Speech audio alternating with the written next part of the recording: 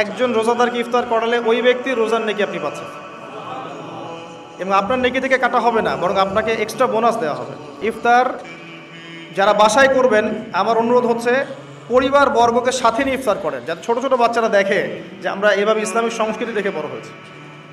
এখন এক একটা পরিবার এক একটা জগৎ, একটা ছাদের নিচে 10টা জগৎ, 10 জনের হাতে 10টা ফোন, এক একজন এক একটা ঘরে, ফোনের মধ্যে এক একটা ওয়ার্ল্ড, এক একটা জগৎ, কারোর সাথে কারো কথা নাই, আত্মকেন্দ্রিকতা। পাশে কে ফ্ল্যাটে কে আছে তো দেখার সময় নেই। তো পরিবারের সদস্যদেরকে নিয়ে ইফতার করেন। আরেকটা নসিহত করব, রমজানের যে বাজার, এই বাজারটা আগেই করে রাখেন। রমজান মাসে বেশি বেশি বাজারে যাবেন না, সময় নষ্ট করবেন না, বেশি বেশি কোরআন তেলাওয়াত করবেন।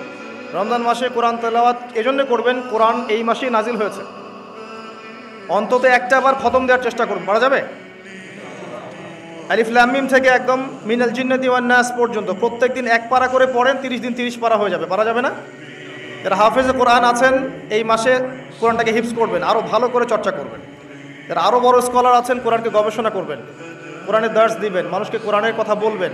এটা একমাত্র কিতাব, এটা একমাত্র কিতাব যার মধ্যে প্রতিটা বিষয়ের সলিউশন আছে, এবং এটা মানুষের ভিতর ঢুকে গেলে আপনাকে তখন তরোয়ারির জোরে ইসলাম আর কায়েম করতে হবে না।